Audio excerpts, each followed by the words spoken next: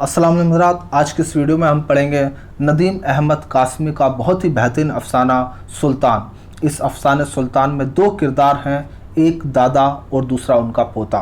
दादा जो है देखने से नाबीना है, अपाहिज है, देख नहीं सकते हैं, नाबीना है, ब्लाइंड है। और उनका पोता है किसी तरह से बहुत ज़्यादा गरीब है, किसी तरह से मांग मांग कर उनका गुजारा होता है। तो आइए इस अफसाने को पढ़ लेते हैं। बहुत ही मज़ेदार अफसाना है और ख़ासकर इससे एक पैगाम मिलता है कि आप लोगों को हमेशा किसी गरीब की जो माजूर हों, परेशान हाल हों, मुफलिस हों, उनकी मदद ज़रूर करनी चाहिए। चाहे थोड़ा ही दें, आपके लिए वो थोड़ा होता है लेकिन उनके लिए वो बहुत ज़्यादा होता है और उनकी बड़ी बड़ी मुश्किल आसान हो जाती है। तो कभी भी जो है दूसरों की मदद करने से पीछे नहीं रहना चाहिए। आइए शुरू करते हैं इस अफसाने को। सुल्तान। दादा के बाएं पंजे में सुल्तान की खोपड़ी थी और दाएं में लाठी जो पटरी के पक्के फर्श पर ठन ठन बजे जा रही थी। यानी कि एक हाथ में सुल्तान की खोपड़ी सर पर था और दाएं हाथ में लाठी थी जो कि पक्के फर्श पर ठन ठन बजे जा रही थी। सुल्तान ज़रा सा रुका तो दादा जल्दी से बोलने लगा, हे बाबूजी, अंधे फ़कीर को। सुल्तान रुकता है तो दादा मांगने लगता है बाबूजी कहकर। नहीं नहीं दादा, सुल्तान बोला, बाबू नहीं है, मदारी का तमाशा हो रहा है। तेरे मदार की गाली को मुकम्मल करने से पहले ही दादा पर खांसी का दौरा पड़ा और वो सुल्तान के सर पर रखे हुए हाथ को अपने सीने पर रखकर खांसी के एक लंबे चक्कर में डूब गया। दादा जो है खांसने लग जाता है। जब तक दादा की सांस मामूली पर आई, सुल्तान मदारी की टोकरी के नीचे रखे हुए चीथड़ों को सफ़ेद बर्राक रंग के दो मोटे मोटे कबूतरों में बदल देख चुका था। यानी कि वो जो है कबूतरों में बदल देता है और सुल्तान इसको देखता है। दादा ने अपना बायां बाजू हवा में फैलाकर पूछा, कहाँ गया तू? सुल्तान ने फ़ौरन अपना सर दादा के पंजे में थमा दिया और वो पटरी पर चलने लगे। एक जगह दादा की लाठी बिजली के खंबे से टकराई तो खंबा बज उठा और सुल्तान बोला, दादा सुना? खंबा कैसा? बोला, हाँ। दादा रुक गया और खंबे को एक बार बजाने की कोशिश की मगर निशाना चूक गया। खंबे बोलते हैं, ले ज़रा सा बजा ले। सुल्तान ने दादा की लाठी खंबे पर मारी और दादा बोला, देखा, जब मैं तुम्हारी तरह छोटा सा था तो देर तक खंबों पर कान रखे खड़ा रहता था। उन दिनों खंबों में मीमें अंग्रेज़ी बोलती थी। फिर दादा ने मीमों की नकल की, यू गुड यू बैड मीमें बोलती थी खंबों में। सुल्तान हैरान रह गया, आजकल कौन बोलता है दादा? फिर एकदम सुल्तान का लहजा बदला और उसने सरगोशी में दादा से कहा, दो बाबू आ रहे हैं दादा। दादा जल्दी जल्दी बोलने लगा, बाबूजी, अंधे फ़कीर को राह मौला एक रोटी के पैसे देते जाओ। अल्लाह तुम्हें तरक्कियाँ दे, अल्लाह तुम्हें बेटे दे और पोते दे। एक बाबू कहकहा मार कर बोला, यह बुढ़ा तो ख़ानदानी मनसूबाबंदी के ख़िलाफ़ प्रोपेगेंडा करता फिरता है। फिर दोनों ज़ोर ज़ोर से हंसते हुए गुजर गए, चले गए। सुल्तान ने आहिस्ता से कहा। फिर ज़रा सा रुक कर उसने बाबुओं को गाली दे दी। तो वो कहता है कि जो है बाबू जा चुके हैं और उनको गाली देने लग जाता है। दादा ने अपने पंजे को सुल्तान की खोपड़ी पर दबाया। फिर वही बकबक, कल क्या कहा था मैंने? कभी किसी ने सुन लिया तो इधर का मुंह उधर लगा देगा। यानी कि दादा सुल्तान को डांटता है कि गाली दोगे तो कोई पिटाई लगा देगा। सुल्तान चुपचाप दादा के साथ चलने लगा। कुछ देर के बाद बोला, मेरे सर पर जहाँ तुम्हारा अंगूठा है ना दादा, वहाँ ज़रा सा खुजा दो। दादा ने अपना अंगूठा सुल्तान की कनपटी पर ज़ोर से रगड़ा। सुल्तान खासी देर के बाद दादा बोलता है, क्या बात है, आज तो तुम कहीं रुकते ही नहीं, आज बाबू लोग कहाँ चले गए? दादा पूछता है कि बाबू लोग आज कहाँ हैं, आज तो तुम कहीं रुकते ही नहीं हो। मर गए, सुल्तान ने जवाब दिया। सुल्तान कहता है, मर गए। फिर यकायक रुक गया और बोला, आज कौन सा दिन है दादा? सुल्तान पूछता है दादा से, कौन सा दिन है? मैं क्या जानूं बेटा? दादा बोला, तुम दिन याद रखा करो ना। सुल्तान कहता है, आप दिन याद रखा करो ना, मेरे लिए तो दिन रात दोनों बराबर हैं। दादा ने ज़रा सा रुक कर सोचा, फिर बोला, परसों तुम मुझे नीला गुंबद की मस्जिद में ले गए थे ना। सुल्तान कहता है, तुम मुझे परसों नीला गुंबद की मस्जिद में ले गए थे ना? परसों जुमा था, इस हिसाब से तो आज इतवार है। बेड़ा गर्क हो इस इतवार का, आज तो बाबू लोग अपने घरों में बैठे बीवी बच्चों से खेल रहे होंगे।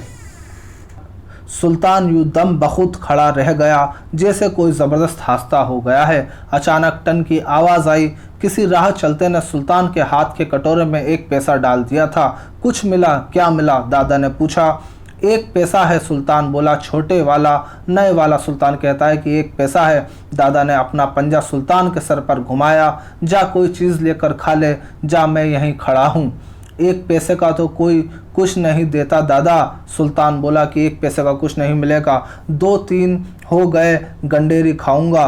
दादा ने सुल्तान के सर पर से हाथ उठाकर जेब में डाला। ले ये 2 नए पैसे कल के बचे रखे हैं, कोई चीज़ खा ले, तूने सुबह से कुछ खाया भी नहीं है, बच्चों को तो बड़ी भूख लगती है, जा। सुल्तान ने पैसे ले लिए तो दादा बोला जल्दी से आ जा। अच्छा मैं यहीं खड़ा हूँ। कहाँ खड़ा हूँ मैं? दादा पूछता है कहाँ खड़ा हूँ मैं? जरा सा बाएं को हो जा दादा। सुल्तान ने दादा का हाथ पकड़कर कहा। सुल्तान दादा को साइड होने को कहता है। खंबे के साथ लग जा, और खंबे के साथ लग जाने को कहता है। दादा खंबे से लगकर खड़ा हो गया। वह देर तक यूं ही खड़ा रहा, फिर वो खंबे पर कान रखकर जैसे कुछ सुनने लगा और मुस्कुराने लगा। यकायक वो चौंक सा उठा और सुल्तान को पुकारने लगा, सुल्तान ए सुल्तान। फिर वो उसे गालियां देने लगा, ओ सुल्तान तू कहाँ जाकर मर गया? कोई जवाब न पाकर वो इधर उधर घूमकर बोला, ए भाई खुदा के बंदे, मेरा छोटा सा पौधा इधर कहीं से पैसे 2 पैसे की कोई चीज़ लेने गया है। सुल्तान नाम है, कहीं तांगे मोटर के नीचे तो नहीं आ गया, बदनसीब की औलाद। फिर वो चिल्ला दिया, ओ सुल्तान। आया दादा। दूर से सुल्तान की आवाज़ आई, मगर ज़ोर से चीखने की वजह से दादा के खांसी छूट गई। दादा की सांस मामूल पर आने लगी तो उसने पलटकर जैसे खंबे से पूछा, कहाँ मर गया था तू? सुल्तान ने दादा का बायां हाथ उठाकर अपने सर पर रख लिया। मदारी तमाशा दिखा रहा था, पेट से गोले निकाल रहा था। वो कहता है कि मदारी तमाशा दिखा रहा था और पेट से गोले निकाल रहा था। दादा ने अपने पंजे को सुल्तान की खोपड़ी पर यूं दबाया जैसे उसे ऊपर उठा लेगा। चल घर चल, वहां मैं तुझे मदारी का तमाशा दिखाऊं। यह नहीं सोचा कि मैं अंधा अपाहिज यहाँ रास्ते में खड़ा हूँ। सुल्तान चुपचाप चलने लगा। कुछ देर बाद दादा ने नरमी से पूछा, क्या खाया? गंडेरियाँ। सुल्तान बोला, अरे बदबख्त, गंडेरियाँ तो पानी होती हैं। दादा फिर गुस्से होने लगा। चने खा लेता, दोपहर तक का सहारा हो जाता। सुल्तान चुपचाप चलता रहा। कटोरा हाथ में लटका तो नहीं रखा? दादा ने पूछा। नहीं दादा, सुल्तान बोला। सुल्तान बोलता, नहीं दादा, कटोरा हाथ में नहीं लटकाया हुआ है। हाँ, दादा ने नरमी से नसीहत की, उठाए रखा करो, लटका रहे तो लोग समझते हैं ये भिखारी नहीं है, सौदा लेने चले हैं। सुल्तान चहकने लगा। एक बार मैं कटोरे में तेल लेने जा रहा था तो एक बाबू ने इसमें 2 अन्नी डाल दी थी, याद है बाबा? हाँ दादा बोला, पर ऐसा कम होता है, ऐसे बाबू कम होते हैं दादा। सुल्तान ने कहा। सुल्तान कहता है, अंगूठे वाली जगह को एक बार फिर खुजा दे, मतलब दादा से कहता है, दोबारा खुजाने के लिए कहता है। दादा ने सुल्तान की कनपटी पर अंगूठा जोर से रगड़ा और बोला, आज वापस जाकर मैं ज़ेबू बेटी से कहूँगा कि मेरे बच्चे के सिर पर से जुएं चुन ले, तुम भी उसका कोई काम कर देना, बाल्टी भर लाना नल से। अच्छा। घर वापस आकर जब सुल्तान दादा को खटोले के पास लाता तो कहता, ले दादा बैठ जा। दादा लाठी को खटोले के पास से लगा देता और सुल्तान के सर पर से हाथ उठाकर खटोले पर बैठ जाता। सिर पर से दादा का हाथ उठते ही सुल्तान को यूं महसूस होता जैसे एकदम वो हल्का फुल्का हो गया है और उसके पाँव में लोहे के गोलों की जगह रबड़ के पहिए बंध गए हैं। वो चुपके से छपरिया में से निकल आता, फिर खाला ज़ेबू की आंख बचाकर भाग निकलता और बंगलों से घिरे हुए मैदान में पहुंच जाता, जहां अमीरों के बच्चे क्रिकेट खेलते थे और गरीबों के बच्चे उन्हें गेंद उठा कर देते थे। फिर जब वो मैदान खाली कर देते थे तो बेरों, खानसामों और चपरासियों के बच्चे बिल्लोर की गोलियां खेलते थे। एक बार सुल्तान ने भी इस खेल में शामिल होने की कोशिश की थी, चंद रोज़ तक खेला भी था, मगर फिर एक दिन एक लड़के ने इंकशाफ किया था कि सुल्तान तो अंधे भिखारी का बच्चा है, जब से उसे खेल में शामिल नहीं किया जाता था। अलबत्ता जब कोई बच्चा बिल्लोर की गोली बहुत दूर फेंक पेटता तो सुल्तान लपक कर ये गोली उठा लाता और मालिक के हवाले करने से पहले उसे चंद बार उंगलियों में घुमा लेता था, यानी कि कंचे वगैरह देने से पहले वो जो है घुमा लेता था। एक बार दादा के सामने देर तक जार जार रोकर उसने चंद पैसे हासिल कर लिए थे और उनसे बिल्लोर की गोलियां खरीद लाया था, मगर जब मैदान में पहुंचा और बच्चों ने उसके हाथ में गोलियां देखी थीं तो वो यह कहकर उस पर झपट पड़े थे कि ये तो हमारी गोलियां हैं। वो उस दिन खूब पांव पटक पटक कर रोया था, मगर दूसरे दिन फिर मैदान में जा निकला था। एक बार मैदान में आने के बाद उसे वापस घर जाने से डर लगता था कि कहीं दादा फिर से उसके सर को अपने सूखे हाथ में जकड़कर उसे सड़क ना लिए फिरें। उसे मालूम था कि सुबह को आंख खुलते ही उसे दादा के साथ गदा करने के लिए निकल जाना होगा। इसलिए खटोले से उठते ही उसे ऐसा लगता जैसे उसने पत्थर की टोपी पहन ली है। दादा के हाथ की पांचों उंगलियां दर्द की 5 लहरें बनकर उसकी खोपड़ी में दौड़ जाती, और जब दादा नमाज पढ़ने और दुआ मांगने के बाद लाठी संभालता और सुल्तान को पास बुलाकर उसके सर पर हाथ रखता तो सुल्तान आधा मर जाता। दादा का ये हाथ सोते जागते उसे भूत की तरह डराता था। यह हाथ उसे गिरफ्तार कर लेता था और वो पटरी पर यूं चलता था जैसे मुलजिम हथकड़ियाँ पहने सिपाही के साथ चलते हैं, और फिर कैद खाने के सदर दरवाजे के जंगले में से बाहर सड़क पर लोगों को चलता फिरता हंसता मुस्कुराता देखते हैं, मगर बस देखते रह जाते हैं। उनकी बसारत के साथ सलाखें सलेबों की तरह चिमट जाती हैं। जब दादा का हाथ अपने सर पर रखे वो उसके साथ साथ चलता था तो कई बार उसका जी चाहा कि गंडेरी वाले के ख्वाचे में से जो गंडेरी लुढ़क कर गंदी नाली के किनारे जाकर रुक गई थी वो लपक कर खा ले। बाबू ने केला खाकर जो छिलका फेंका है उसे बढ़कर उठा ले और ज़रा सा चाट ले, मगर जब भी उसने किसी बहाने दादा से ज़रा सा रुक जाने को कहा तो दादा ने अपनी उंगलियां उसके सर की हड्डी में गाड़ दी और बोला, मैं तुझे टहलाने निकला हूँ कि तू मुझे गदा कराने निकला है। अरे बदबख्त, दिन भर में 4-5 आने की भीख ना मिली तो ज़ेबू बेटी 2 वक्त की रोटी हमें क्या अपनी गृह से खिलाएगी। उसकी यही मेहरबानी क्या कम है कि उसने हमारे सिर छुपाने को अपनी छपरिया दे रखी है।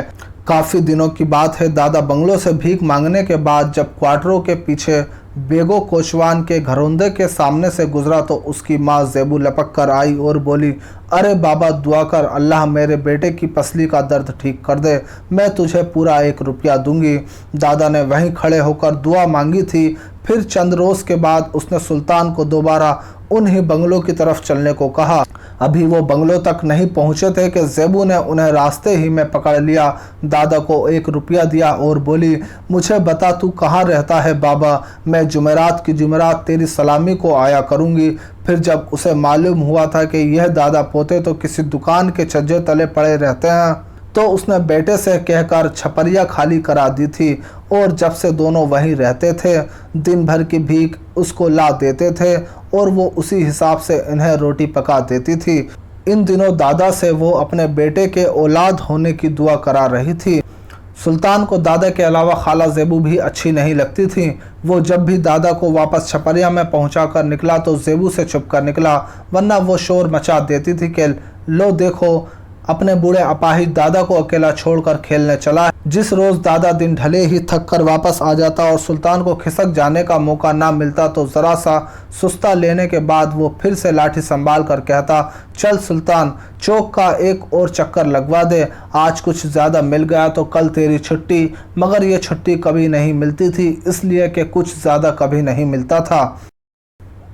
अलबत्ता अब कुछ अरसे से यूं होने लगा था कि दादा को आधी रात के बाद दमे के दौरे पड़ते और वो खास और हाँप कर सुबह तक अधमरा हो जाता। उस रोज़ वो गदा पर नहीं निकलता था, मगर सुल्तान को जब भी छुट्टी नहीं मिलती थी वह दिन भर बैठा दादा के कंधे और पसलियाँ दबाता रहता, और उसके हाथ रुकते तो दादा खांसी से भिजी हुई आवाज़ में पुकारता, क्यों सुल्तान, क्या कर रहा है, मर तो नहीं गया। सुल्तान फ़ौरन दादा के कंधे पकड़ लेता और जी में कहता, अल्लाह करे तू खुद मर जाए दादा, तू मर जाए तो अल्लाह कसम कैसे मज़े आए, अल्लाह करे तू जल्दी जल्दी से बस अभी अभी मर जाए और मैं बंगले की बीवी से उसके बच्चे की टोपी की भीख मांगकर अपना सर ढाँप लूँ।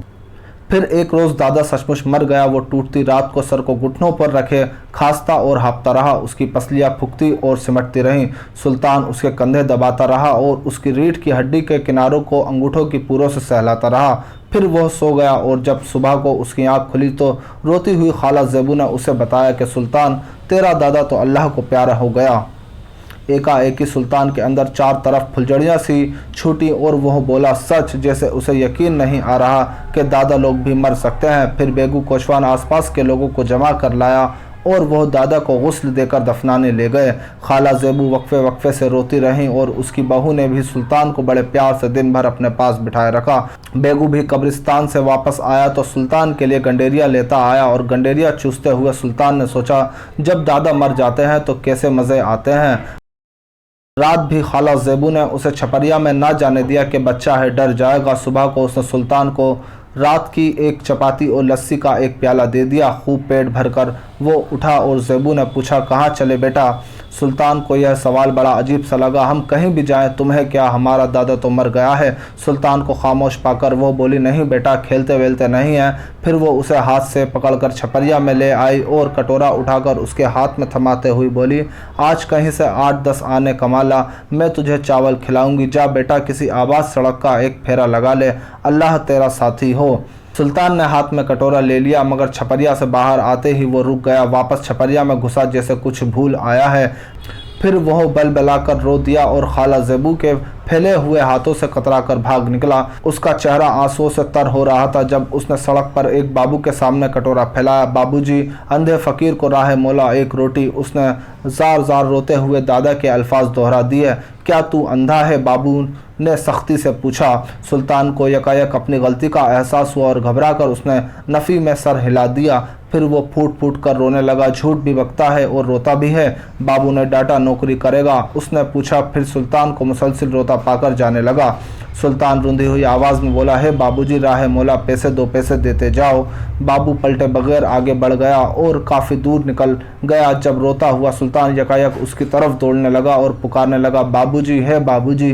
बाबू रुक गया। आसपास से गुजरते हुए लोग भी ठिठक गए। नौकरी करेगा? बाबू ने पूछा। बाबूजी, हाँफता हुआ सुल्तान बाबू के पास रुका। फिर उसका निचला होठ जरा सा लटका और वह बोला, बाबूजी देखिए, मैं नौकरी नहीं मांगता, भीख नहीं मांगता। उसने कटोरा ज़मीन पर पटक दिया। तो फिर मुझे क्यों पुकारा? बाबू ने जमा होते हुए लोगों पर एक नज़र दौड़ाकर तल्खी से पूछा। एकदम सुल्तान की आंखों में इकट्ठे बहुत से आंसू आ गए। उसके होठ फड़कने लगे और वो बड़ी मुश्किल से बोला, बाबूजी, खुदा आपका भला करे, खुदा आपको बहुत बहुत दे। क्या आप ज़रा दूर तक मेरे सर पर हाथ रख कर चल सकेंगे? लो और सुनो। बाबू अहमकों की तरह हुजूम को देखने लगा। तो आपने देखा कि सुल्तान का जब दादा मर जाता है तो वो फिर भी मांगने चला जाता है, लेकिन उसको जिस चीज़ की कमी नज़र आई वो यह था कि काश कोई उसको दादा का किरदार निभा सके, उसकी सरपरस्ती कर सके, उसका ख्याल रख सके। यह वीडियो आपको कैसी लगी, यह कहानी कैसी लगी, कमेंट करके ज़रूर बताएं और आपसे गुजारिश है कि चैनल को सब्सक्राइब कर दें। वस्सलाम।